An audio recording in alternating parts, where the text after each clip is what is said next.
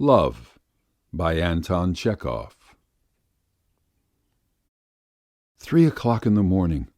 The soft April light is looking in at my window and caressingly winking at me with its stars. I can't sleep. I am so happy. My whole being from head to heels is bursting with a strange, incomprehensible feeling. I can't analyze it just now. I haven't the time. I'm too lazy. And hang analysis. Why is a man likely to interpret his sensations when he is flying head foremost from a belfry, or has just learned that he has won 200,000? Is he in a state to do it? This was more or less how I began my love letter to Sasha, a girl of 19 with whom I had fallen in love. I began it 5 times, and as often tore up the sheets, scratched out whole pages, and copied it all over again. I spent as long over the letter as if it had been a novel I had to write to order, and it was not because I tried to make it longer, more elaborate, or more fervent, but because I wanted endlessly to prolong the process of this writing. When one sits in the stillness of one's study and communes with one's own daydreams, while the spring night looks in at one's window. Between the lines I saw a beloved image, and it seemed to me that there were, sitting at the same table writing with me, spirits as naively happy, as foolish, and as blissfully smiling as I. I wrote continually, looking at my hand, which still ached deliciously where hers had lately pressed it. And if I turned my eyes away, I had a vision of the green trellis of the little gate. Through that trellis Sasha gazed at me after I had said good-bye to her. When I was saying good-bye to Sasha, I was thinking of nothing, and was simply admiring her figure as every decent man admires a pretty woman. When I saw through the trellis 2 big eyes, I suddenly, as though by inspiration, knew that I was in love, that it was all settled between us, and fully decided already, that I had nothing left to do but to carry out certain formalities. It is a great delight also to seal up a love letter, and slowly putting on one's hat and coat, go softly out of the house and to carry the treasure to the post. There are no stars in the sky now. In their place there is a long whitish streak to the east, broken here and there by clouds above the roofs of the dingy houses. From that streak the whole sky is flooded with pale light. The town is asleep, but already the water carts have come out, and somewhere in a far-away factory a whistle sounds to wake up the workpeople. Besides the post-box, slightly moist with dew, you are sure to see the clumsy figure of a house-porter, wearing a bell-shaped sheepskin and carrying a stick. He is in a condition akin to catalepsy. He is not asleep or awake, but something in between. If the boxes knew how often people resort to them for the decision of their fate, they would not have such a humble air. I, anyway, almost kissed my post-box, and as I gazed at it, I reflected that the post is the greatest of blessings. I beg anyone who has ever been in love to remember how one usually hurries home after dropping the letter in the box, rapidly gets into bed, and pulls up the quilt in the full conviction that as soon as one wakes up in the morning one will be overwhelmed with memories of the previous day, and look with rapture at the window, where the daylight will be eagerly making its way through the folds of the curtain. Well, to facts. Next morning, at midday, Sasha's maid brought me the following answer. I am delighted. Be sure to come to us today. Please, I shall expect you. Your S. Not a single comma. This lack of punctuation and the misspelling of the word delighted, the whole letter, and even the long, narrow envelope in which it was put, filled my heart with tenderness. In the sprawling but diffident handwriting I recognized Sasha's walk, her way of raising her eyebrow when she laughed, the movement of her lips. But the contents of the letter did not satisfy me. In the first place, poetical letters are not answered in that way, and, in the second, why should I go to Sasha's house to wait till it should occur to her stout mamma, her brothers, and her poor relations to leave us alone together? It would never enter their heads. And nothing is more hateful than to have to restrain one's raptures simply because of the intrusion of some animate trumpery in the shape of a half-deaf old woman or little girl pestering one with questions. I sent an answer by the maid, asking Sasha to select some park or boulevard for a rendezvous. My suggestion was readily accepted. I had struck the right chord, as the saying is. Between 4 and 5 o'clock in the afternoon I made my way to the furthest and most overgrown part of the park. There was not a soul in the park, and the tryst might have taken place somewhere nearer in one of the avenues or arbours, but the women don't like doing it by halves in romantic affairs. In for a penny, in for a pound. If you're in for a tryst, let it be the furthest and most impenetrable thicket, where one runs the risk of stumbling upon some rough or drunken man. When I went up to Sasha, she was standing with her back to me, and in that back I could read a devilish lot of mystery.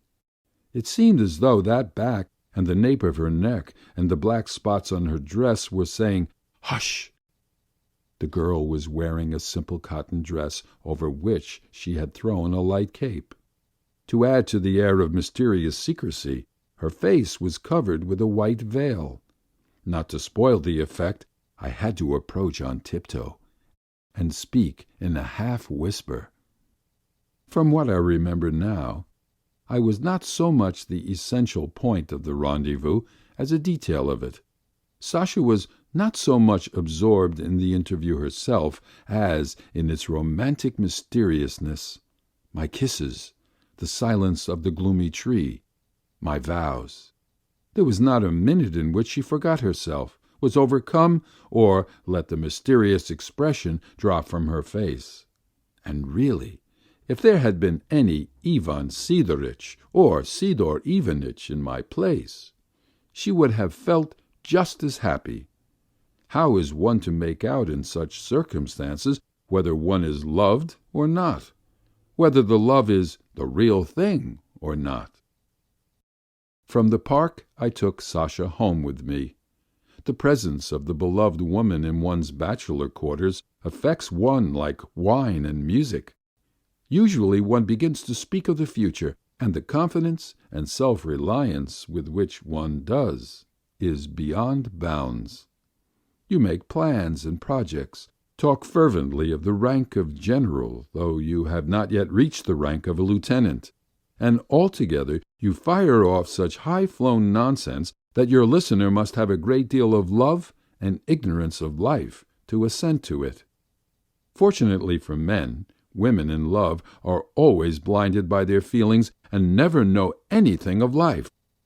Far from not assenting, they actually turn pale with holy awe, are full of reverence, and hang greedily on the maniac's words. Sasha listened to me with attention, but I soon detected an absent-minded expression on her face. She did not understand me. The future of which I talked interested her only in its external aspect, and I was wasting time in displaying my plans and projects before her. She was keenly interested in knowing which would be her room, what papers she would have in her room, why I had an upright piano instead of a grand piano, and so on. She examined carefully all the little things on my table, looked at the photographs, sniffed at the bottles, peeled the old stamps off the envelopes, saying she wanted them for something. "Please collect old stamps for me," she said, making a grave face. "Please do." Then she found a nut in the window, noisily cracked it, and ate it. "Why don't you stick little labels on the backs of your books?" she asked, taking a look at the bookcase. "What for?" "Oh, so that each book should have its number. And where am I to put my books? I've got books too, you know." "What books have you got?" I asked. Sasha raised her eyebrows, thought a moment, and said, "All sorts." And if it had entered my head to ask her what thoughts, what convictions, what aims she had, she would no doubt have raised her eyebrows, thought a minute, and have said it all the same way, "All sorts." Later I saw Sasha home and left her house regularly, officially engaged, and was so reckoned till our wedding. If the reader will allow me to judge merely from my personal experience, I maintain that to be engaged is very dreary, far more than to be a husband or nothing at all. An engaged man is neither one nor the other. He has left one side of the river and not yet reached the other. He is not married, and yet he can't be said to be a bachelor, but is in something not unlike the condition of the porter whom I have mentioned above. Every day, as soon as I had a free moment, I hastened to my fiancée. As I went, I usually bore with me a multitude of hopes, desires, intentions, suggestions, phrases. I always fancied that as soon as the maid opened the door I should, from feeling oppressed and stifled, plunge at once up to my neck into a sea of refreshing happiness. But it always turned out otherwise, in fact. Every time I went to see my fiancée, I found all her family and other members of the household busy over the silly trousseau. And by the way, they were hard at work sewing for 2 months, and then they had less than 100 roubles worth of things. There was a smell of irons, candle grease, and fumes. Bugles crunched under one's feet. The 2 most important rooms were piled up with billows of linen, calico, and muslin, and from among the billows peeped out Sasha's little head, with a thread between her teeth. All the sewing party welcomed me with cries of delight, but at once led me off into the dining-room, where I could not hinder them nor see what only husbands are permitted to behold. In spite of my feelings, I had to sit in the dining-room and converse with Pimenova, one of the poor relations. Sasha looked worried and excited, kept running by me with a thimble, a skein of wool, or some other boring object. "Wait, I shan't be a minute," she would say when I raised imploring eyes to her. "Only fancy, that wretch Stepanida has spoilt the bodice of the barège dress." And after waiting in vain for this grace, I lost my temper, went out the house, and walked about the streets in the company of the new cane I had bought. Or I would want to go for a walk or a drive with my fiancée, would go round and find her already standing in the hall with her mother, dressed to go out and playing with her parasol. "Oh, we are going to the arcade," she would say. "We have got to buy some more cashmere and change the hat." My outing is knocked on the head. I join the ladies and go with them to the arcade. It is revoltingly dull to listen to women shopping, haggling and trying to outdo the sharp shopmen. I felt ashamed when Sasha, after turning over masses of material and knocking down the prices to a minimum, walked out of the shop without buying anything, or else told the shopman to cut her some half-roubles worth. When they came out of the shop, Sasha and her mamma, with scared and worried faces, would discuss at length having made a mistake, having bought the wrong thing, the flowers and the chins being too dark, and so on. Yes, it is a bore to be engaged. I'm glad it's over. Now I am married. It is evening. I am sitting in my study reading. Behind me on the sofa Sasha is sitting munching something noisily. I want a glass of beer. "Sasha, look for the corkscrew," I say. "It's lying about somewhere." Sasha leaps up, rummages in a disorderly way among 2 or 3 heaps of papers, drops the matches, and without finding the corkscrew sits down in silence. 5 minutes pass. 10. I begin to be fretted both by thirst and vexation. "Sasha, do look for the corkscrew," I say. Sasha leaps up again, rummages among the papers near me. Her munching and rustling of the papers affects me like the sound of sharpening knives against each other. I get up and begin looking for the corkscrew myself. At last it is found, and the beer is uncorked. Sasha remains by the table and begins telling me something at great length. "You'd better read something, Sasha," I say. She takes up a book, sits down facing me, and begins moving her lips. I look at her little forehead, moving lips, and sink into thought. She is getting on for 20, I reflect. If one takes a boy of the educated class and of that age and compares them, what a difference! The boy would have knowledge and convictions, and some intelligence. But I forgive that difference, just as the low forehead and moving lips are forgiven. I remember in my old Lovelace days, I had cast off woman for a stain on their stockings, and for one foolish word, or for not cleaning their teeth. And now I forgive everything, the munching, the muddling about after the corkscrew, the slovenliness, the long talking about nothing that matters.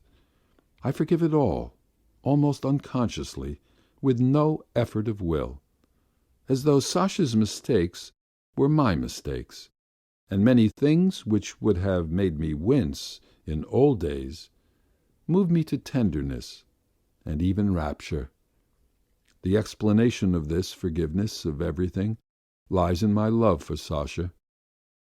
But what is the explanation of the love itself? I really don't know. End of Love by Anton Chekhov.